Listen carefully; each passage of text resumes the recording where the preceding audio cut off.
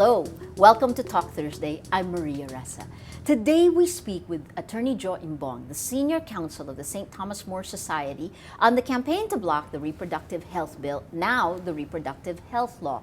She's the mother of James Imbong, who filed a petition Tuesday on behalf of his family, asking the Supreme Court to strike down the RH law.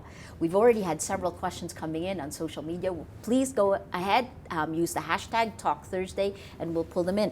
Jo, thank you very much for coming to join us today. It's a pleasure, you know. It's a good year opener as well. Huh? It's an incredible year. First Yes. of all, let's just start with how fast things moved in December. What did you think of the process that turned it into law? Really fast. That's a very accurate word to describe the process that just got through.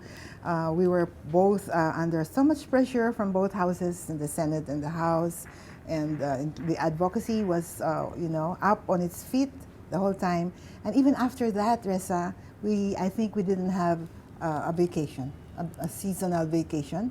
Christmas, well, of course, lawyers don't take vacations. Yes. But in this case, wow, it was really a very hectic season. Were you surprised that it passed so fast? Well, we sort of expected it. In view of the facts, the preceding facts that transpired, for instance, the President's declarations, of course, that this was a priority bill in his executive agenda. Correct. And so that spurred that accelerated the process. And so we were really expecting something like this that would happen before the close of the season, yes. This is a question from Albert Olea Manglangit from Facebook. He says, what's your opinion about the passage of the RH law? Is there a feeling of regret within the Catholic Church regarding its passage and the people who voted for it? Mixed feelings, Ressa. First, no feelings of regret because we did the fight. We were given an audience, we were given space, as a matter of fact, to explain why this law is going to bring havoc on our country, especially the women and the families, parents, children. You never have this opportunity to be able to speak out and explain thoroughly to different audiences, including social media for that matter. And it was a great opportunity as well in terms of church mission of what we call evangelization. Mm-hmm. And it helps to touch the hearts of people, to touch their minds as well, so that they could discern and see all sides of the issue. Mm. The petition that your son filed yesterday against at the Supreme Court to strike it down. What is the basis of this? There are two pillars on which the petition is grounded. The first one is that the bill in its entirety, you see, when we, in law school, we are told to read a bill in its entirety, correct, not by different parts isolating each other. In its entirety, the bill will wreak havoc on the culture. Now, I will explain this. Our culture is founded on universal principles. And it is something which is unique, that stands alone now among other nations in the world, in the sense that we still have our values for life, for family, for the bonding of children and their parents, and virtue as a contradistinction with vice. We value all the good things that make up for a good person, to say it very plainly. And yet this law is going to strike at that culture, which is already so fragile. It already has cracks in its foundation. It's so vulnerable to change and influences, especially with technology, yes, and other channels of media. So the culture is something that we should cherish and value and protect, because that's our soul. Mm-hmm. We're going to lose our soul, our Filipino soul, identity. But values are different from development issues, or do you see them as so? For example, the argument, of course, for the RH bill, now the law, is that it will help in development of the country. Mm-hmm. That there are the more number of people you have, the fewer resources. These types of arguments, which we've heard over and over. And what you brought up, the values, the pillar of that's there, are the values connected to to policies. Oh, yes. In fact, John Adams, the former president of the United States, said that the American Constitution, which is founded on values, democratic values, in fact, even Christian values, they were all Christians who molded the United States Constitution, on which our Constitution is also modeled. He said that the Constitution of the United States is meant for a religious country. It is not meant for any other. For a good and upright people, not for any other. Look, if we look at the provisions of the Constitution now, these are all based on moral principles, not in so much words, but I'll give you an example. For instance, that there should be integrity in public office. Right. That's honesty. That's truth. Isn't it? That's a moral principle, but it's not in such words, of course. But yet the founding fathers of the U.S. Constitution have also, that Constitution has evolved with time, with different processes, with different conditions that are there. The argument for the RH law has been that without it, women aren't given the choice. Okay, choice. That's a good thing to bring up. We must distinguish between choice and rights. Now, choices, anyone can have choices. I can choose not to wear this today. Correct. I can choose to come here as a wacky person. That's okay. But when you speak of rights, as what are being enshrined in this bill, it becomes different. Because when we speak of them now as rights, right to buy contraception, to have contraception available for young adolescents, Yes. for instance, and they have choices of their own. Now, it now assumes a very different attribute, because if it is a right, you have to stand by that. The government also in this law guarantees those rights. So if it guarantees those rights, it puts penalties if you don't give it to them, to the young people. Not only that, it goes even further. It guarantees the rights, it gives penalties, and it promises that it is going to remove any impediment to those rights in any law which will impede those rights. Well, that's very radical. Now, if it's choice, anyone can do his style of dressing, for example, or his lifestyle, but a choice or a design or a dream or a lifestyle, it's not a right.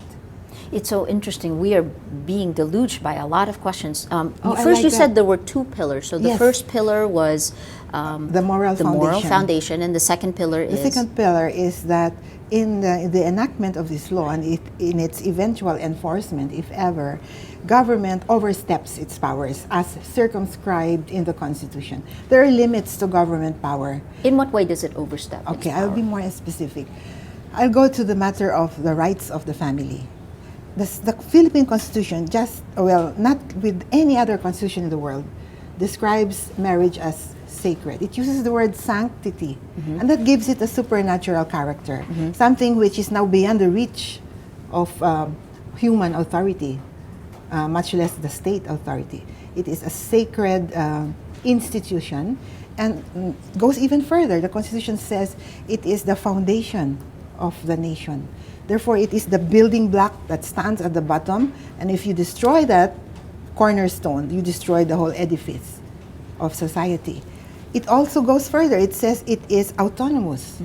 The family is autonomous. So, in more common terms, what we're saying is that in prescribing contraception and putting it as a government policy and enabling all the entire mechanisms of government from top to bottom, government is intruding into the bedroom. It's not its domain.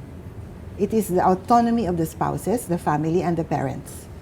That's what we're saying in this petition. It's purely based on legal principles. So the two, let me just throw to you the reactions to some of the things that you've said now. Yes, please. Piloso Potasio on Twitter says, if you are against any form of contraceptive, why only attack the RH law and not try to ban these from the Philippine market? Oh, good. He brought it up. Alam mo, Piloso Potasio, nakikita kita sa Twitter eh. We have, as private citizens, in my capacity as a lawyer as well, we have worked towards the banning of the morning after pill.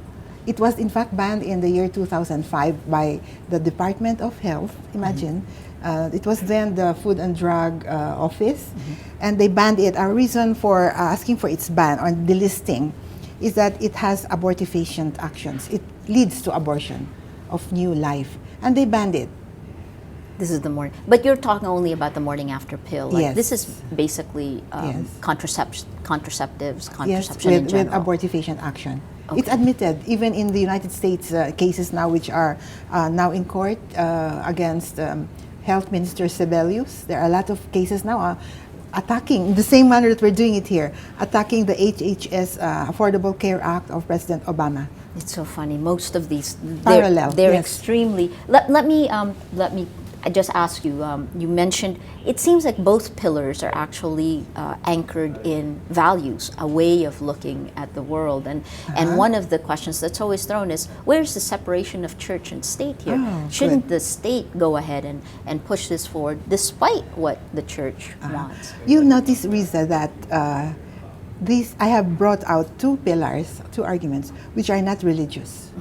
They are based on constitutional grounds. I haven't gone into the moral arguments yet so far.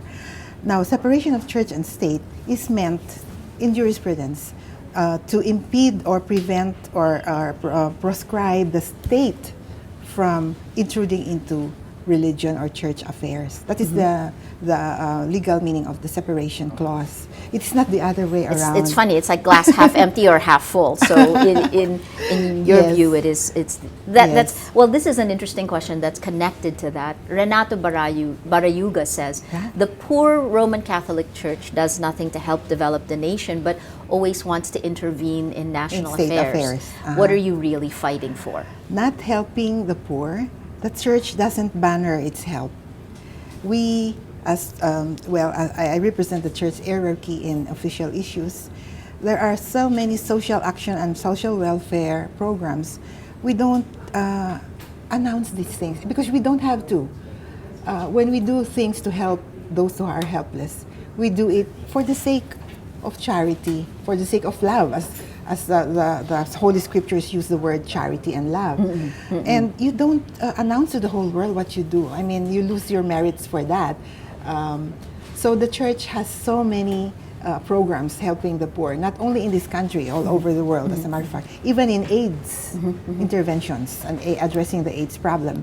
But we're not telling everyone about it. We know what we are doing. Those who are helping anonymously, perhaps, also know what they are doing. Now, the second part of Mr. Balangiga's question was... What are you really fighting for?